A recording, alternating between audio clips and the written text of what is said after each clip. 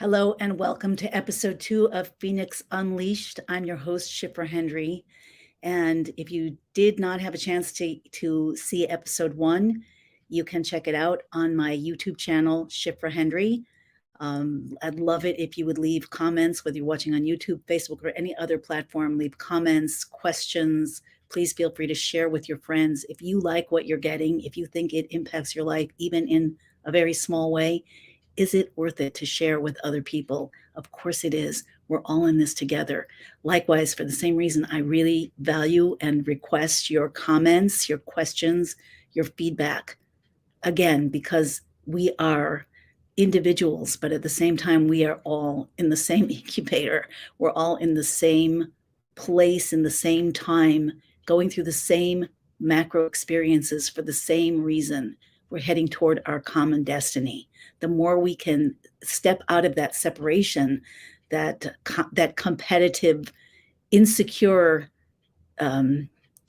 self-critical space, hiding from each other and really connect with one another, the faster we'll get through this phase and the faster we'll get to the place where we really want to be, which is the renewal of the phoenix, the end of this metamorphosis process, the end of the burning and the burning down of the human condition, and the beginning of a new era, a really new era, one that is promised by the Torah and one for which we were created. So I want to start by just mentioning something that my friend Ani Lippitt said to me on Rosh Hashanah. It keeps going through my head again and again, just the way she put it. She said that our reality is gaslighting us. Reality is gaslighting us. So what is gaslighting? I think the word came from a movie which describes the plot that some people made to fool a very sane woman into thinking that she was crazy. And they did this, I don't remember for what reasons, but they changed the props. They created events or they pretended that there were events. They all conspired together to pretend that events had happened that didn't actually happen. I should go and watch it again. But that's what gaslighting is. That's what gaslighting is, when something is real, something is true, but everything around you reflects a lie. So Mark Twain actually says that there are 3 kinds of lies. I love to quote this. There are lies, damned lies, that would be the really big lies, and statistics, which means that you can manipulate anything in such a way that you prove a point, even if that point is ultimately a lie. That's what's happening right now in the world, and it's happening big time, and it's happening from many different angles, many different places, many different agendas. So the truth is that all of creation started with ultimate gaslighting. Kabbalah and Hasidus explain that creation starts with the process of God hiding his infinite light, first shining it and then hiding it through a process that's called Simpson. If you're interested in the vocabulary, it's Tzim, Simpson, which literally means to pull back, to contract and conceal the light of the divine presence. But the Hasidus, the mystical texts, are careful to explain that although the light is hidden from us, the presence, the divine presence and essence is here all the time. It never left. It never went anywhere, which is why we are destined to be successful in this process of inverting or flipping the perceptual reality to the point where it reveals the actual reality. There's a principle, you can write this down if you want to: what conceals reveals. So ultimately, all challenges and obstacles are designed to reveal a deeper truth. The challenge is the lie. The obstacle is the lie. If it weren't a lie, you would never be able to reveal that truth. Another parallel concept in mystical Torah is that our purpose is to transform darkness into light. And on a deeper level, that the light, the darkness, the deep darkness actually is light. It's just very condensed light, kind of like if you were shooting a huge amount of electricity through a very low wattage light bulb, that light bulb would burst. So we can't handle direct divinity and still exist, especially back when we first started. We're moving in that direction. So we are given divinity in a way that is so distorted, so retracted, so concealed that it looks like the opposite of what is truly real. It's gaslighting us. So in this process, we are entering the Messianic era. We're in the Messianic era, and our job now, as opposed to what it was a while back, I'll be talking about this more in next week's episode, but But throughout history, our primary purpose was to separate good from evil, to embrace the divine, to embrace what reveals God and sustain a sustainable universe, and to reject what conceals it. Now our job, our primary job, although that one we still continue to embrace truth and to embrace goodness and to reject evil, but it is to see deeper, to change our perceptions, to create, to reveal the godliness and the purpose in everything. And that is through this inversion of reality, the inversion of the Simpson. So I don't want to leave this, and I'm not going to leave this as a conceptual conversation. This is extremely personal.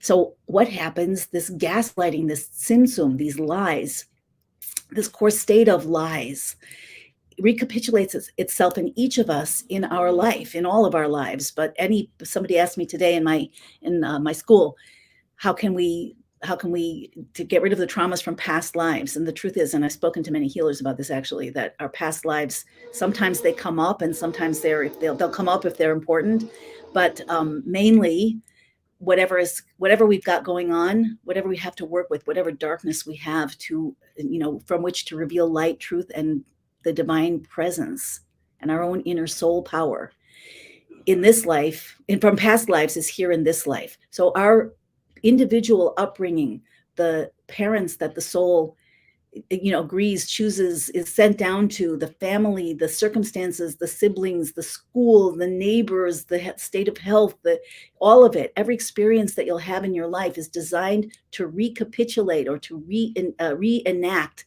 to recreate this kind of circumstances that will allow you to continue on this mission of inverting reality until what's true appears true and what is false is clearly shown to be false. I'll just take a slight detour and just mention that in the initial human experience in the Garden of Eden, there were two trees. There was a tree of life and the tree of knowledge. There are many opinions that say that the tree of life, the Eitz Chaim, was embedded, was inside, hidden inside, like the soul is hidden in the body, or the fruit is hidden in the nutshell. The nut is hidden in the shell. So the tree of life, the Eitz Chaim, inside of the Eitz Hadas Tov Ra, the tree of knowledge of good and evil. And when Adam and Eve were seduced, so to speak, by the snake and ate from the tree, and don't mistake it. Don't mistake the truth that we were all there. We are all cells in that cosmic body of Adam and Eve, created male and female originally, and then separated in order to create relationship. But when that act happened of eating from the tree of knowledge, good and evil got mixed up together in such a way that there's nothing good without at least a little bit of a lie in it, a concealment. And there's nothing evil without a little bit of truth in it, divine purpose. And the ultimate, there's the prophecy from the prophet Daniel, that says at the end of days, there will be a sifting out of good from evil. I'm paraphrasing, but there will be a sifting out, a sorting out of truth from lies. And he says that the foolish will not understand and the wise will understand. Doesn't that point so much to what we're going through today? So everything in our universe, everything in our lives is designed to create a stage for this cosmic play in which we are not only actors, but we're literally co-creators. And everything that you encounter in your own life that limits you has a divine potential in it. So we're talking about truth and lies. The ultimate lie on this individual micro level, this personal level, is the lie of the ego-based identity. All of us grow up believing things about ourselves. These beliefs come about, maybe it's through wiring DNA that we, inherit from our ancestry, from our past lives that still have a frequency, a resonance that affects us, from the experiences that we encounter, the things that are told to us. It's not only the things that are told to us, though, it's the way that we filter those things that are told to us.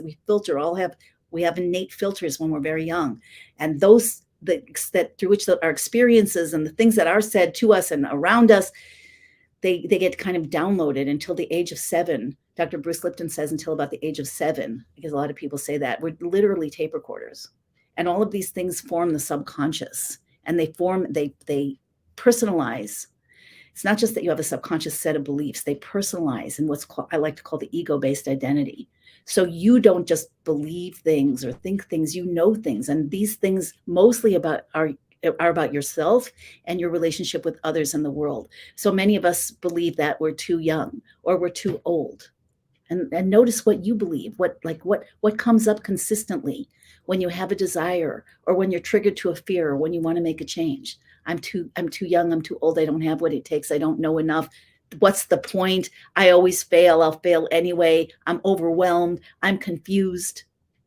All of these things are the beliefs that keep our identity in existence, and like pumping out a frequency that translates into a way of thinking that forms a filter that covers up most of our essence, most of our power and potential, and just allows a little bit to get through, that keeps us in reaction mode.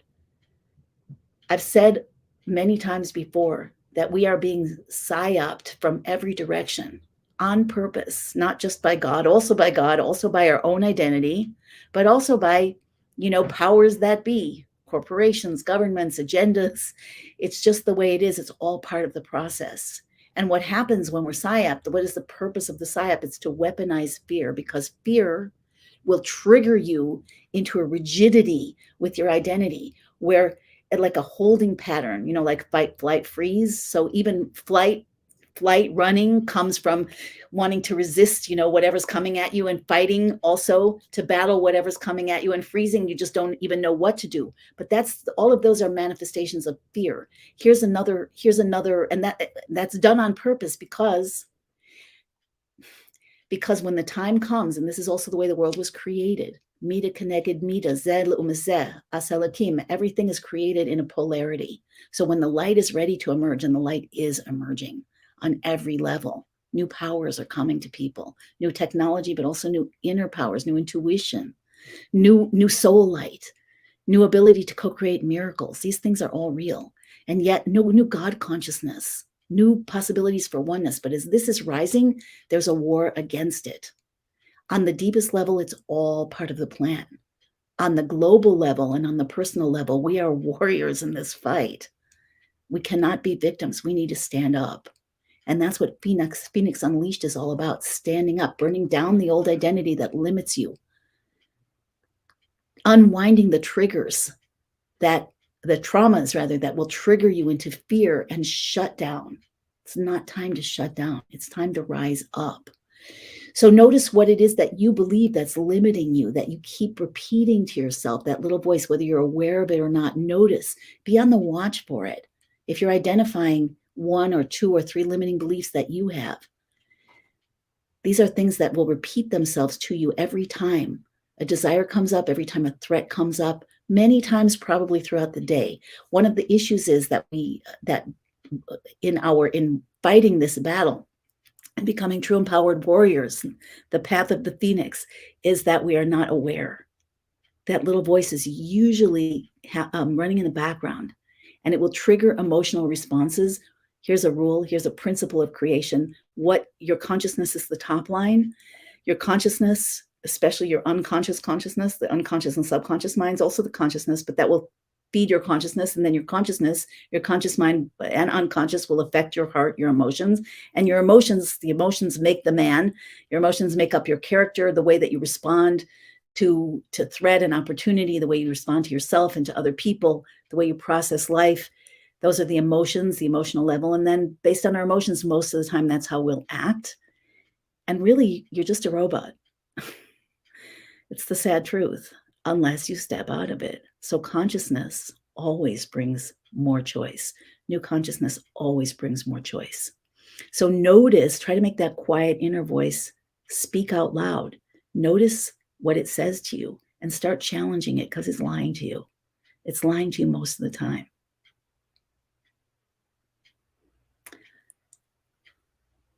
And if you take this on as an exercise throughout the week to actually maybe even set your watch or your phone, your handheld supercomputer that is giving you access to more and more universal information, also spying on you.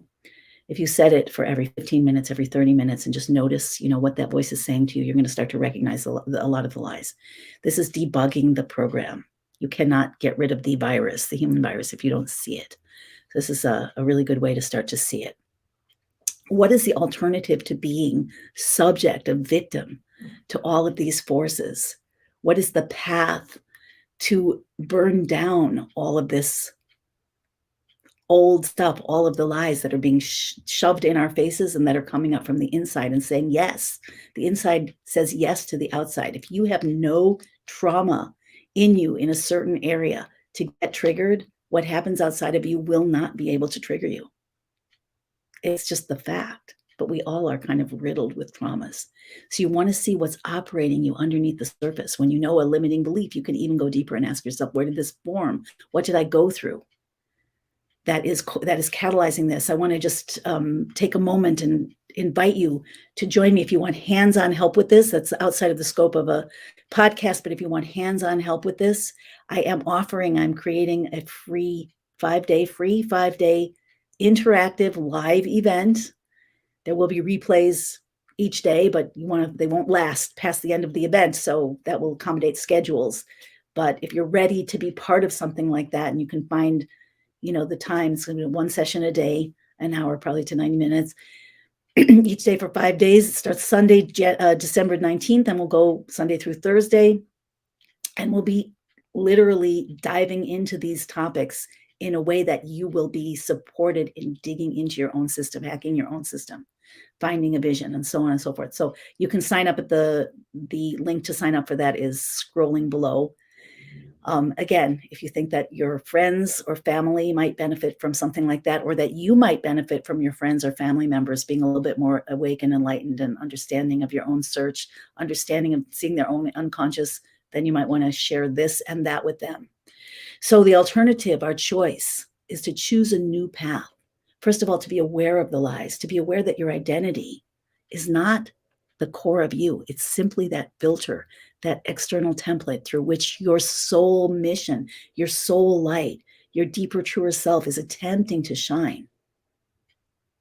Again, there's nothing wrong with the fact that you feel frustrated, limited, overwhelmed, confused, burdened. That is the way that the world was created. Remember, I said the world is created in a way that it gaslights us, also that it overwhelms us. This is a deep theme that repeats itself throughout the Torah and throughout every aspect of creation. It's a principle of creation, that reality lies to us so that we can reveal the light from within the darkness, so that we can expand our consciousness, see through the lies, filter that down into our emotions and our actions, become superpowered, like the phoenix, like the butterfly, to the caterpillar to the butterfly. So when you start to hack your system, when you start to see what is lying to you inside of you, you'll also see what's lying to you outside of you. And when you do that, the next thing that you want to do is to get aware of some, what I like to call deep truth beliefs. Again, we'll be doing this in the 5-day event that's coming up. If you're listening to this after the fact, I hope and intend to be running these events in the future as well. So reach out to me about that if you're listening later on.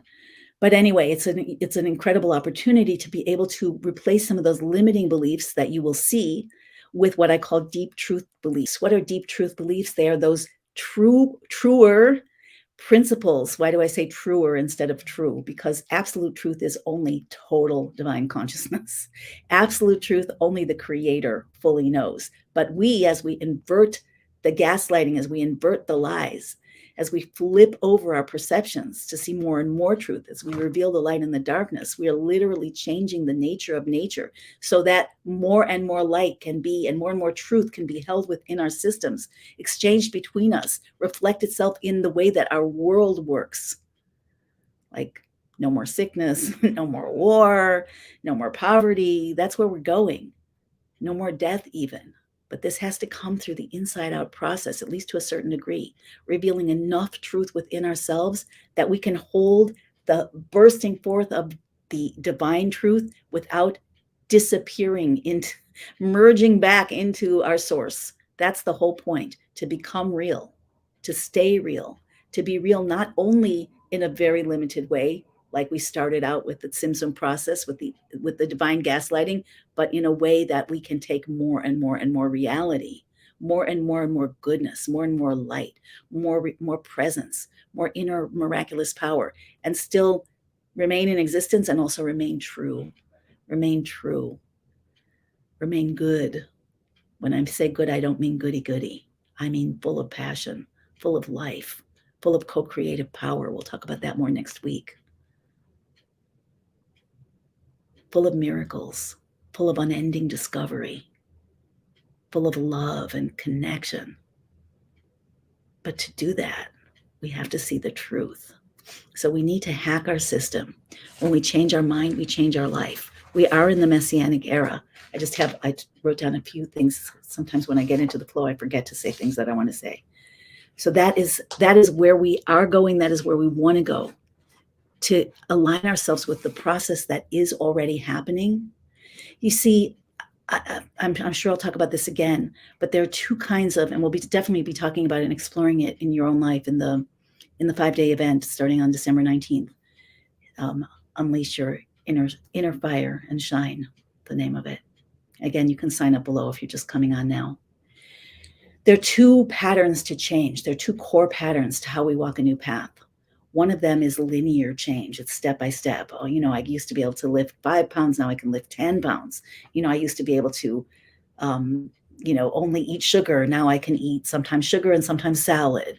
Like, I'm getting better. And even this, we tend to fall. Why do we tend to fall off the path of linear progress? Because we have this underneath, this unconscious wiring. It's like a turbulent volcano sometimes, especially when we're triggered. That's why, there are things in life that comfort us. It's not just the fight, flight, or freeze. It's also the disconnect. We have the disconnect feature where when we're being triggered, we can soothe ourselves by eating, drinking, sleeping, yelling, whatever it might be. So that's one of the reasons why addictions tend to stick with us. And that's one of the reasons why it's very, very hard to keep going forward in a step-by-step process of change without falling back. I don't even know if it's possible. That's the linear change. That corresponds to this phase of creation that we're coming out of now.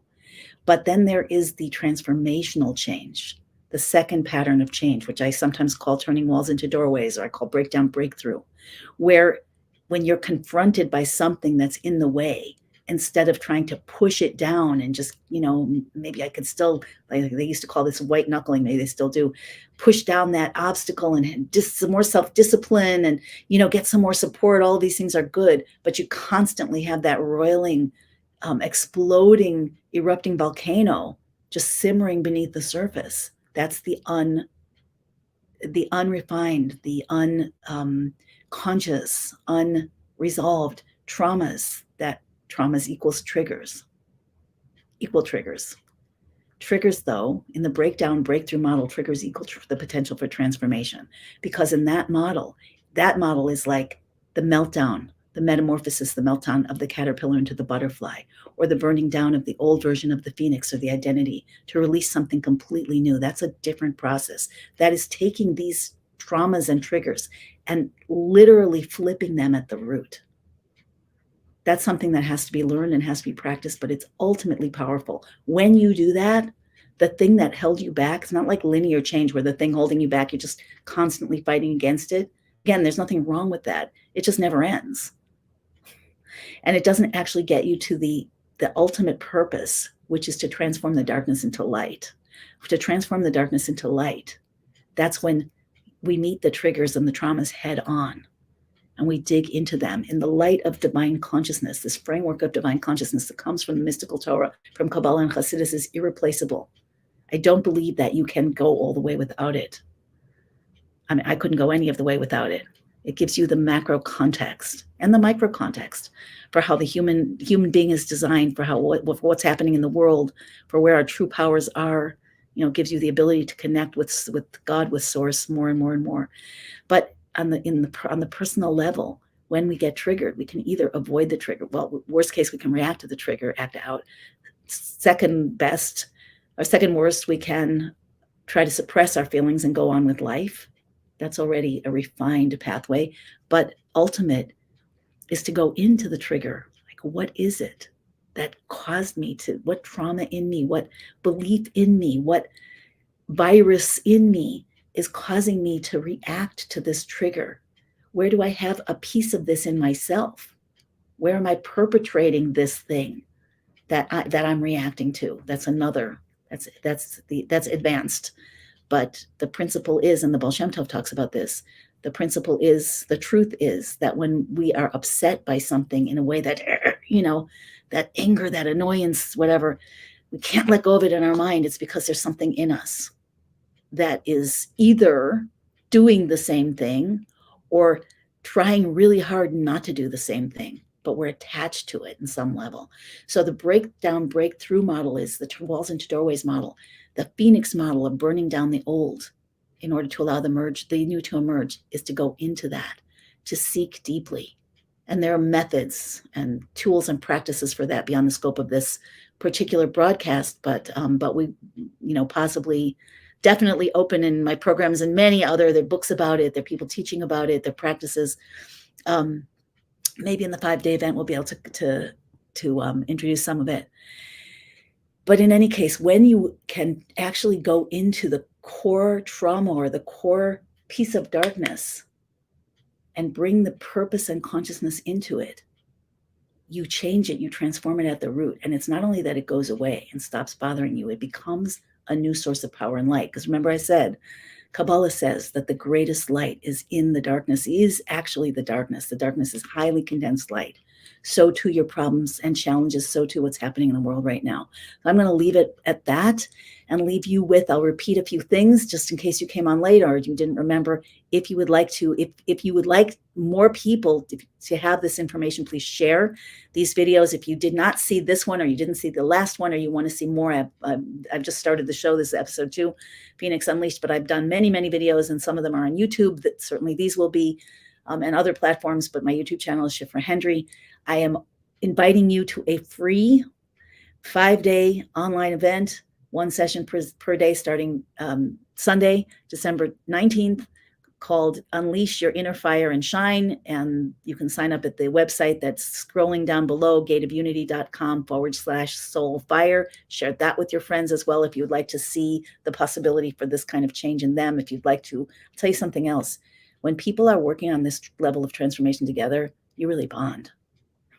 And people like us, if you're listening to me, especially if you're listening to me not for the first time, you know that you don't meet so many people like you every day. You might feel like you're a little on the outside most of the time, maybe a lot on the outside, maybe all the time, I don't know. But you're not on the outside here because we are a particular branch of the tree or a particular soul tribe, those who sometimes I say are in the front car of the train or seeking deeper or looking for more, who want a deeper, more empowering truth, who are more sensitive for the good and the bad. Ultimately, it's all for the good. So when you're with other people and you can see that you're not alone, not only you're not alone like support, but you're not alone like what you've got going on, they've got going on.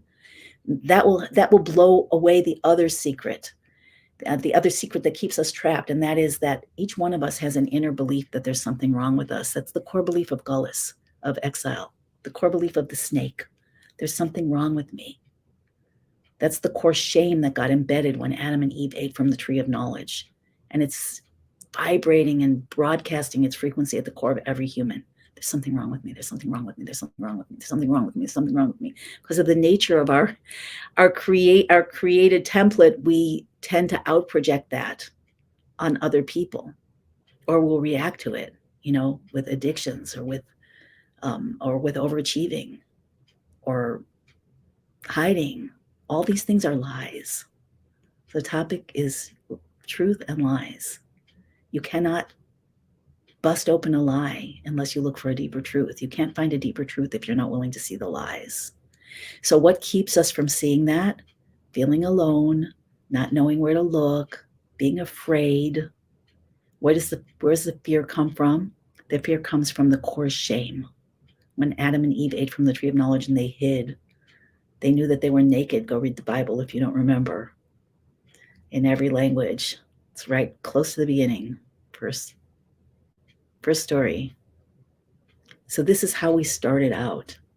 This is the Simpson that personalizes the gaslighting that allows creation to exist, and that must be inverted.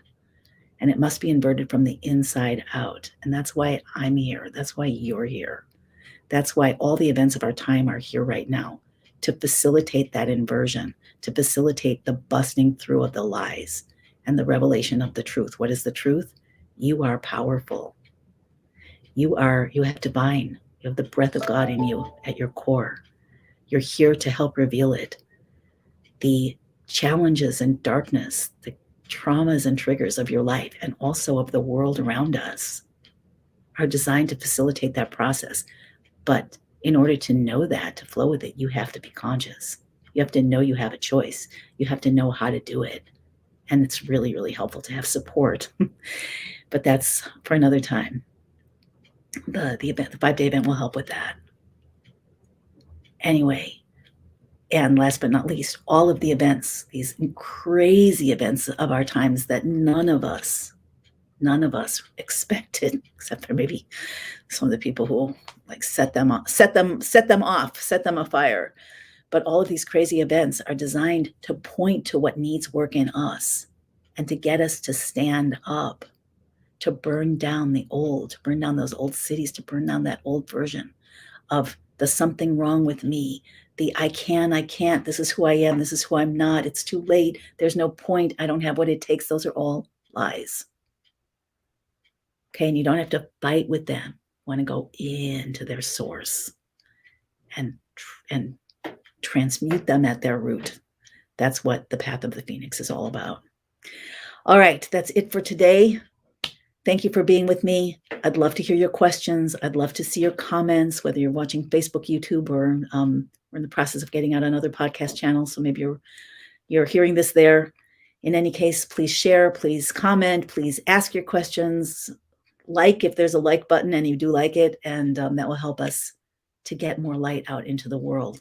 Here's the last Kabbalistic principle I'll leave you with for today. A drop of light, a tiny bit of light, blows away so much darkness. Just think walking into a completely pitch dark cave with a candle. You can see in every corner. 2 candles, a lot more light. 5 candles, even more. How about 100? How about 1,000? How about 1,000,000 points of light? How about 1,000,000,000? Okay, there are more and more of us out there. Shine your light and people will recognize you and you'll recognize them. And I'll leave it at that for now. Lots of love and see you next week. Same time, same station. Unleash your Phoenix.